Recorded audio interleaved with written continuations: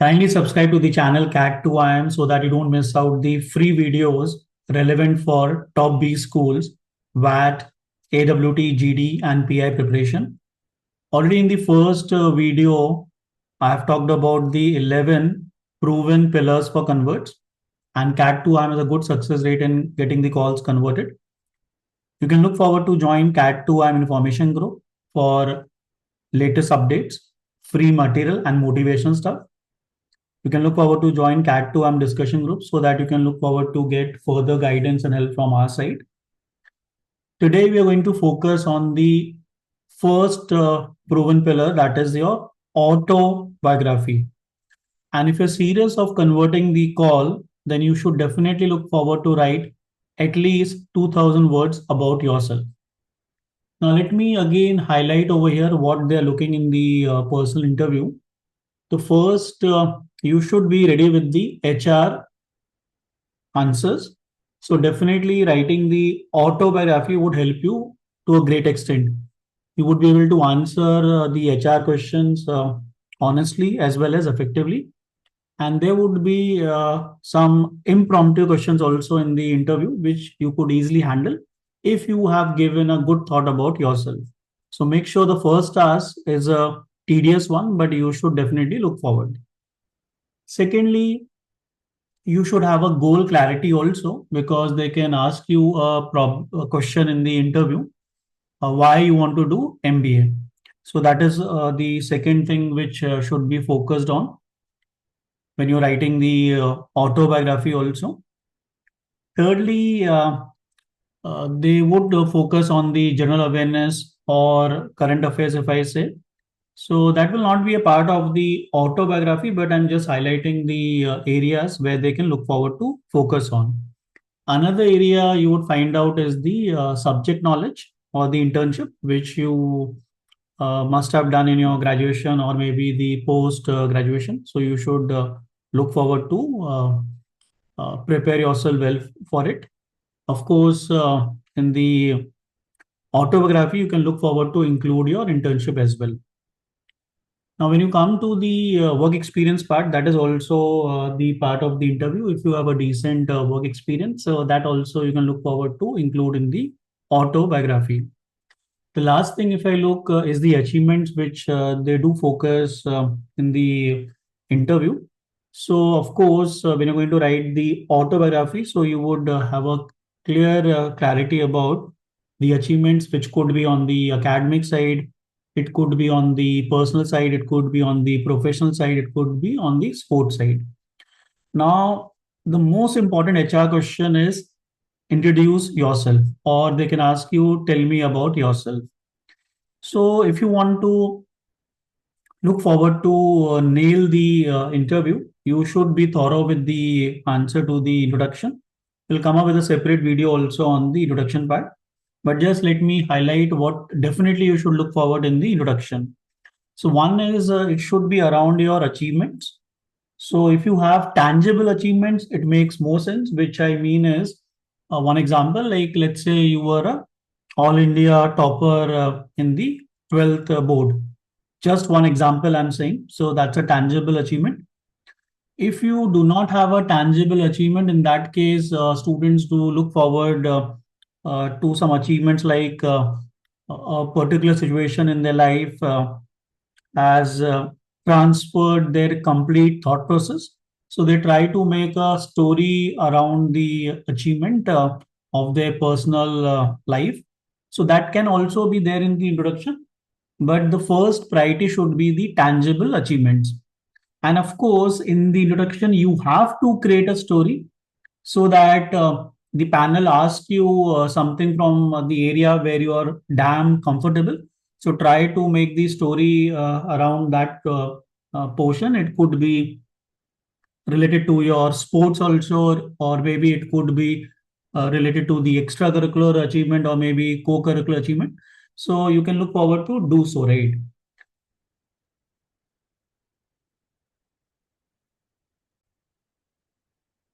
Moreover, in the introduction, if you can include the goal clarity and you should have a tangible goal, then it makes sense to include in the introduction. Because I've seen that people who have the tangible goal, like they want to be a CEO in a particular segment, and they know the complete process and they know how to defend it. I've seen that they're able to crack the interview. But don't try to create a tangible goal unnecessary if you do not have, because uh, if you do so and unable to defend, in that case, you may not be able to clear the interview. But having the tangible goal make things easier for the uh, student to crack the interview stuff, right?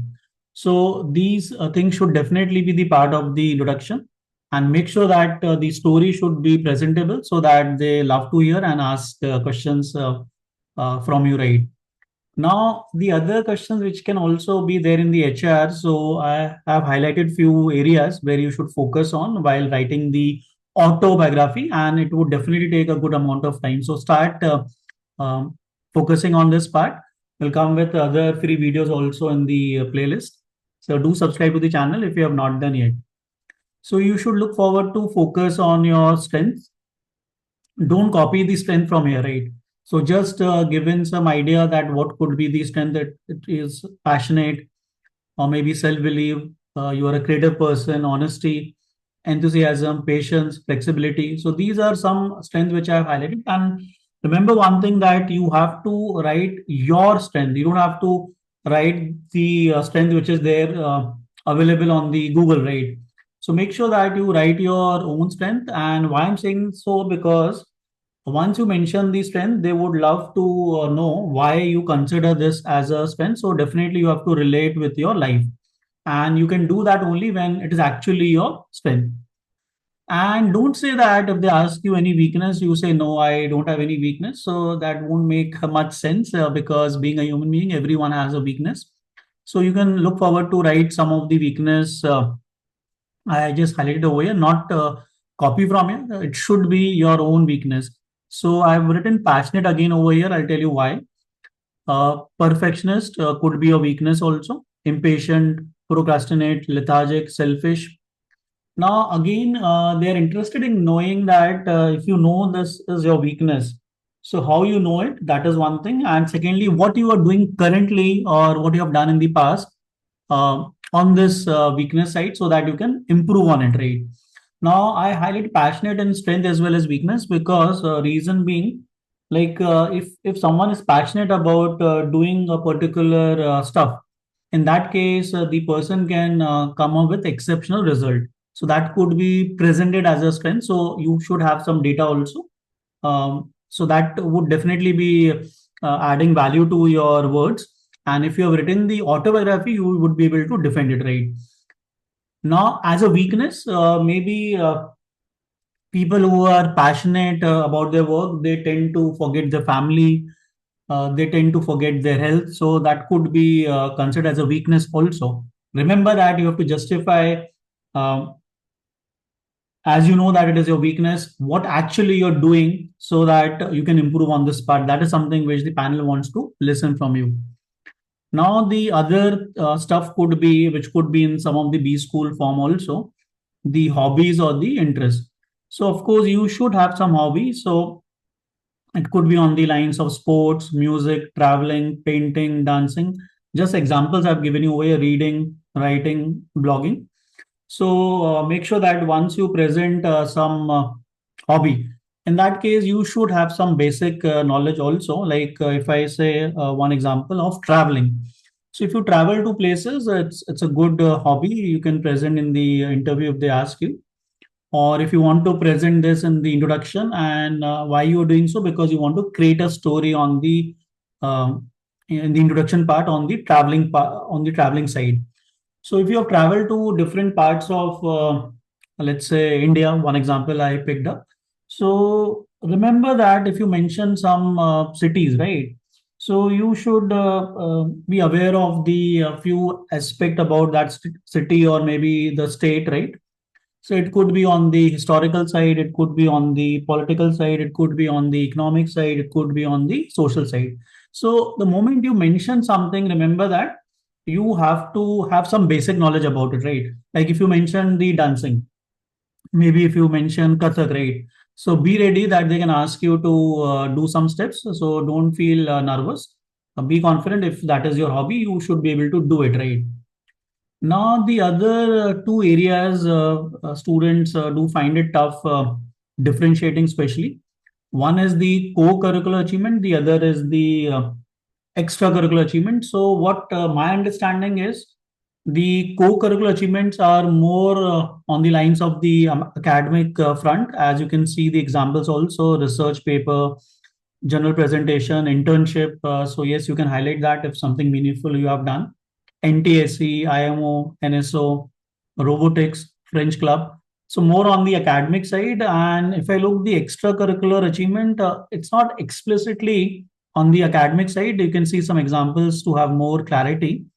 So you can see photography could be music, again, dance, sports, debate, drama, being a part of some NGO, maybe you're part of cultural council as a member or maybe president also, so that you can look forward to focus in the achievement part. So of course you have done something meaningful in the co-curricular achievement or maybe extracurricular achievement, you can look forward to present in the introduction also. Now you have to look forward to academic achievements if you have, like scholarships, awarded gold medal, rank holders, so do highlight in the introduction in the school or college level or maybe at a state level if you had, or maybe the national level. Of course, you can look forward to mention about the competitive exams if you have cracked with a decent rank. Now, I would say that you should know about your family background, of course, but try avoid the family background in the introduction unless you want to make a story on the family background, and you want to highlight that because you want to state on the personal side that these are the traits which I have inculcated from my family. So it's like if you want to create a story around that line, then of course you can look forward to mention in the introduction. Otherwise, try avoid the family background. More you should be specific about yourself. Another question which could pop up during the interview, who is your role model? And remember, why is very important. So not necessary that the role model has to be some celebrity. It could be from your surroundings. It could be your father, your mother, your siblings. But you should know the reason why you consider the role model. Now, this question I keep seeing in the lot of B school forms. What is your most significant accomplishment so far? So you should be aware of. And once you write the autobiography from all this perspective, you should be able to answer this question as well. Now, remember that again, why you view it as such and what you have learned from it. So the learnings are damn important, whether it is the accomplishment or it's a biggest failure also. The panel objective is what are the learnings, right? So that is very, very important. So know about yourself so that you can answer such questions with ease. Another, if I look, I do see such questions again in the forms. So what are the responsibilities shouldered so far, maybe on the personal front, professional front, academic front? So you should be able to answer such a question as well in the interview. Again, they look forward to your planning. So describe how you organize yourself for a typical day. So if you have written the autobiography, of course, you would be able to answer such questions with ease. Describe a situation when you had too many things to do and how did you prioritize. So they are just looking at your planning stuff, also asking such a question from you. Describe an incident in your life that has changed your perspective outlook towards life. So I keep telling the students that after COVID, the perspective towards life has changed for many people, right? So if that COVID has impacted you a lot in your personal life, you can look forward to pick up that example. But again, remember that you have to justify, right, the outlook which changed.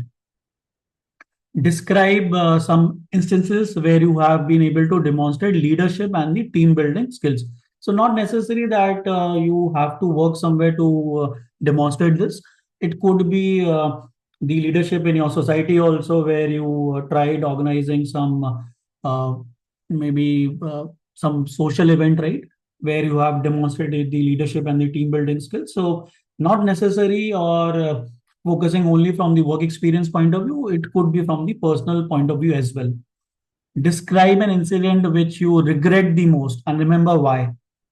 Describe a situation when you face a conflict with someone. It could be on the personal front, it could be on the professional front. And remember, again, they'll ask you that how did you try to resolve that conflict. So again, why is very, very important.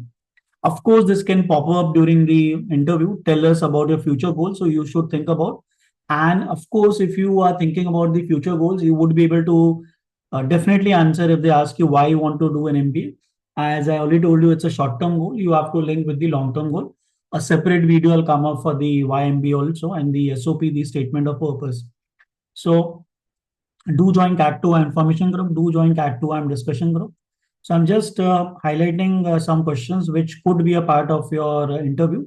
So this is not a complete list, but yes, if you have written everything about yourself from the childhood till today, you would be able to answer any question which comes up on the HR in the interview. Now, this can also be a part of the interview. What do you bring to the table? So what they're looking forward is that how will you enrich the cohort experience, right?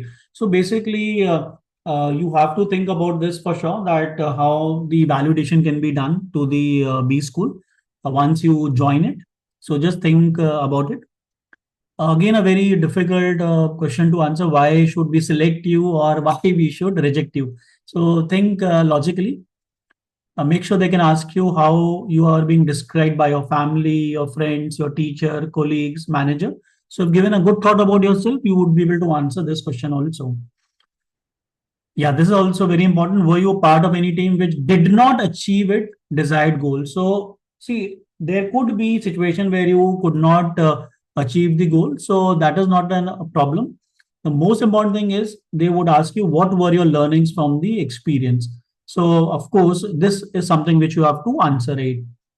Describe a person you would like to work or not like to work. Of course, why is important. So all are these HR questions. So HR is definitely one of the important area where they focus in the interview.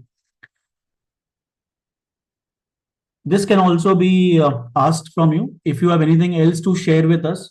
So be ready with that also.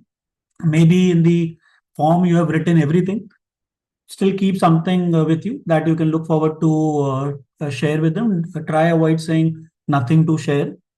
Again, this also a lot of students try to say that nothing to ask. I would say avoid that. If you want to ask anything from us, make sure that you know about the college, and from that perspective, you can look forward to ask them. Just one example I'm giving you. I'm not saying necessarily that you should ask this question only, but you should be ready with this question as well. Like you can look forward to ask them any measures taken to include the AI in the existing courses, because of course that would play a vital role in the future. Just one example I gave you. Don't be blank on these questions that no, I don't want to share anything more, or saying that I don't want to ask anything else. You have to look forward to share something with them. If they ask you that anything else you would love to share, have something concrete with you. Again, ask something concrete also from them if they're asking you if you want to ask anything from us. So take that opportunity and make sure that you have the solid question to ask from them, so that they are uh, happy to listen to it, and probably would be more interested in uh, giving you the final call, right? So final thing I would say that please join the CAT2 information group, CAT2 discussion group. If you're targeting CAT 2026 and OMTs, you can look forward to join CAT2 30 January batch. For more details, you can look forward to call me at 9891565351. Do subscribe to the channel. Do share with the other aspirants. Thank you so much.